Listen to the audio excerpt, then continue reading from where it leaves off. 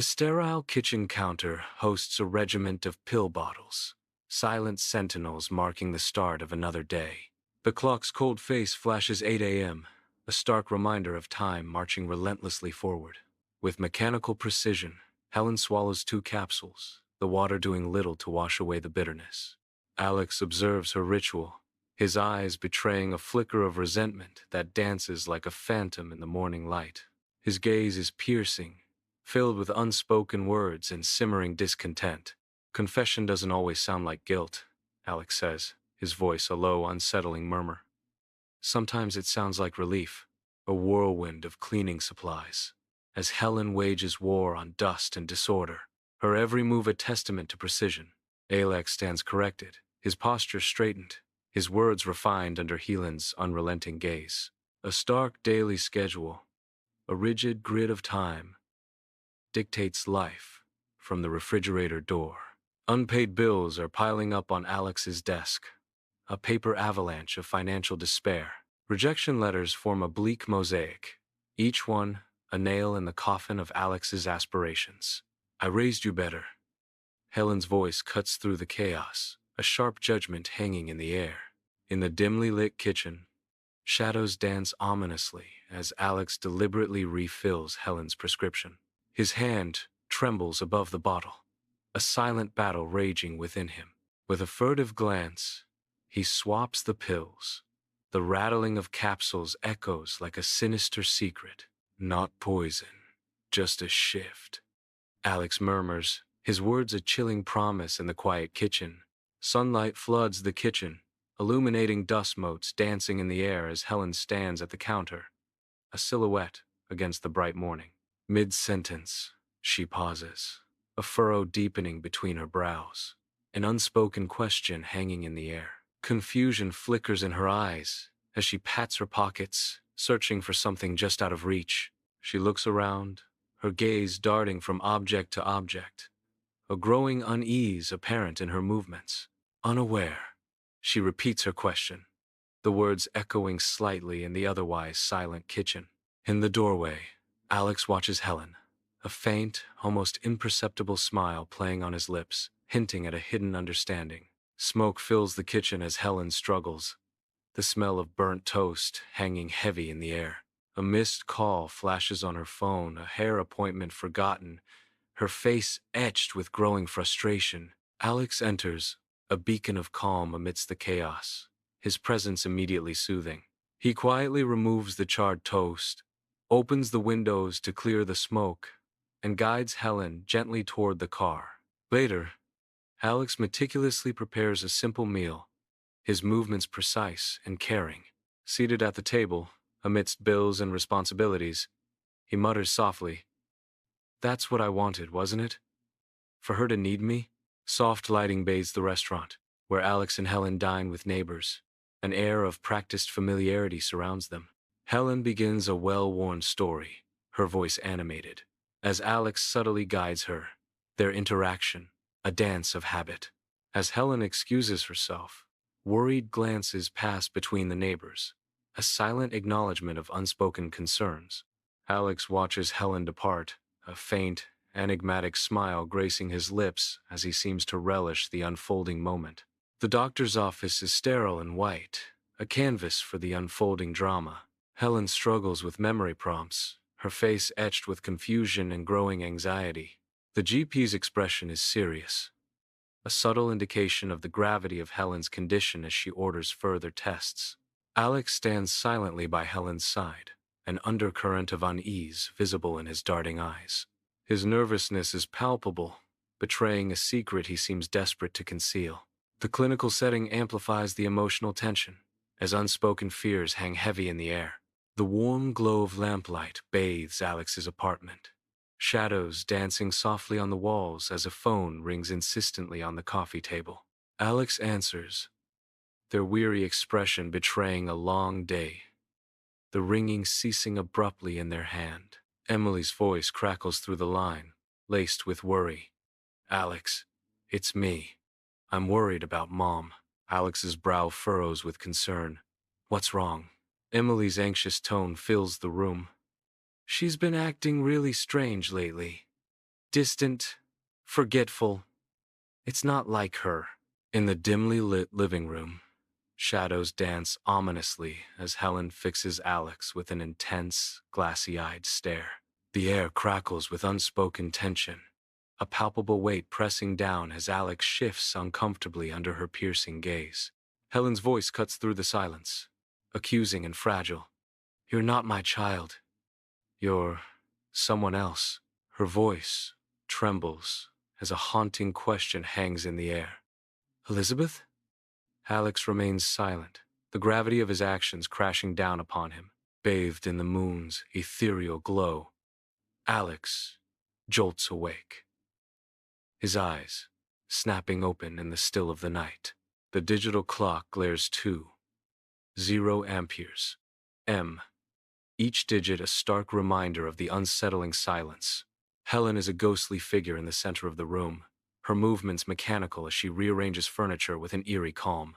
A haunting lullaby drifts from her lips, a melody both familiar and deeply disturbing. Her eyes, wide and lost, reflect a terror that chills Alex to the bone as she whispers, "Don't touch me." In the stark kitchen light, Alex's gaze is fixed on a small pill bottle, his expression unreadable. The capsules within seem innocuous, yet a silent tension fills the air around them. His hands tremble slightly as he reaches out, fingers brushing against the plastic. A battle rages within him, reflected in the subtle tightening of his jaw. He hesitates, the weight of the decision pressing down on him with each passing second. The bottle remains suspended in his grasp, a symbol of both hope and despair. Inside the house, Helen wanders distractedly from the stove, unaware of the danger brewing behind her. Invisible at first, the tendrils of smoke begin to coil and rise, a silent omen filling the kitchen. The smoke thickens, morphing into a billowing cloud that stretches towards the ceiling, promising imminent chaos. A piercing shriek shatters the tranquility as the smoke alarm erupts, its red light slashing through the haze. The shrill alarm amplifies, an urgent warning that demands immediate attention amid the growing crisis. Emily bursts into the house, her face a canvas of shock and disbelief. Her mother appears frail, a stark contrast to Emily's forceful entrance. She moves with fierce determination, her gaze locked onto Alex. Her eyes blaze with raw, unconcealed concern, cutting through the silence of the house. The air thickens with unspoken questions and mounting tension. The air in the doctor's office is thick with the sterile scent of antiseptic, a cold prelude to the news about to break. The doctor's brow furrows deeper as he scrutinizes Helen's blood work, the paper a stark white flag against the impending storm. His finger stabs at the page, highlighting discrepancies in Helen's medication levels, each point a hammer blow to the unspoken fears. Alex shifts in his seat, the sterile environment amplifying his anxiety, each passing second stretching into an eternity of dread. The unspoken hangs heavy, a silent acknowledgement of the battle they are about to face.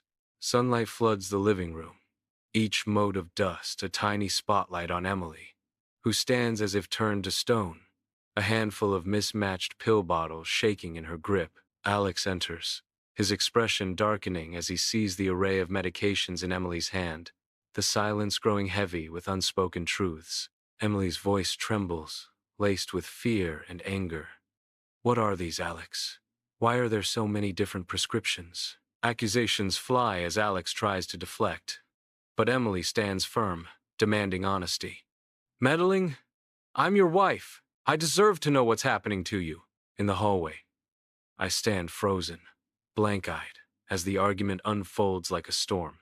My grip tightens on my handbag, clutching it as if it were the only lifeline in a turbulent sea. The sounds of the conflict echo around me, each word a sharp shard of glass. I remain a silent observer, trapped between wanting to intervene and being paralyzed by fear. On the bustling street, Helen clutches her chest, a sudden wave of agony washing over her as her shopping bags spill onto the ground. She collapses onto the unforgiving sidewalk, the sounds of the city fading as a dark curtain threatens to fall. A ripple of concern spreads through the observing crowd, their faces etched with worry and helplessness as they witness the unfolding tragedy. In the distance, the piercing wail of ambulance sirens rises and falls, a desperate race against time slicing through the urban cacophony. Inside the bustling ER, machines beep a frantic rhythm around Helen, their lights reflecting in Alex's worried eyes. The sterile scent of antiseptic hangs heavy in the air as Alex watches, helpless, as Helen lies still.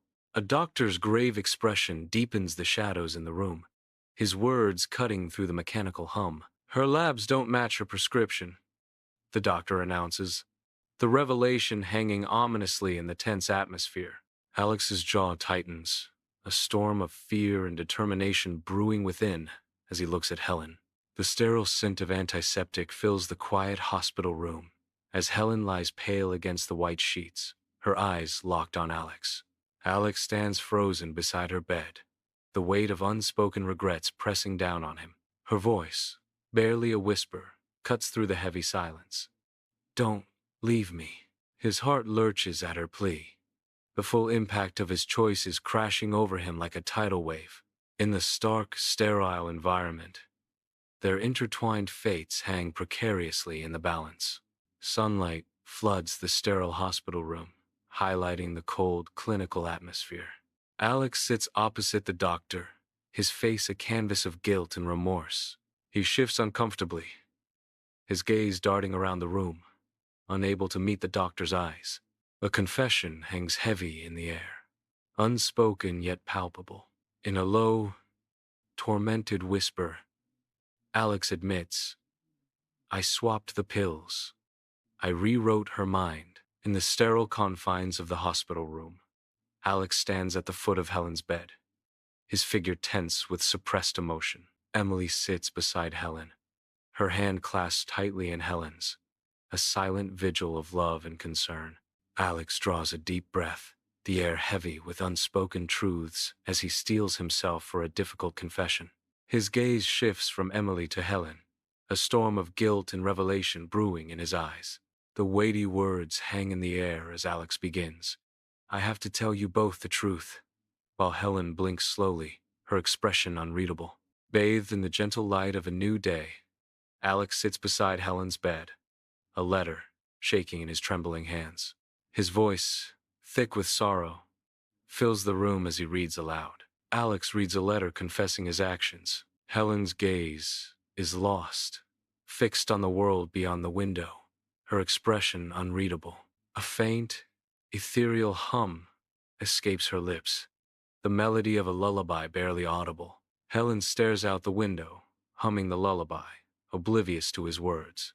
Sunlight streams into the sterile care facility, casting long shadows across the polished floor. Helen, her steps slow and hesitant, is gently led by Emily, her face a mask of sorrowful resolve. Emily's eyes scan the room, ensuring every detail is perfect, a silent promise etched on her face. A palpable sense of finality hangs in the air as Emily orchestrates the last arrangements, her heart heavy with unspoken emotions. Sunlight floods the sterile care facility room, illuminating dust motes dancing in the air. Alex sits beside Helen, her frail form a stark contrast to his youthful energy. A digital clock blinks 8 a.m., marking the start of another day in the quiet room. Alex gently offers Helen her medication, his eyes filled with a tender concern. Confusion clouds Helen's eyes as she stares at Alex, lost in the fog of memory. "Are you here again, John?" she asks, her voice a mere whisper of its former strength, as Alex softly corrects, "It's Alex, Helen. Time for your medicine." The morning light casts a gentle glow across Helen's immaculate, empty kitchen. Alex stands motionless by the pill cabinet, a dark silhouette against the bright window. His fingers tighten around the bottle, a silent struggle etched on his face. He tips his head back, but the pills remain in his palm, untouched.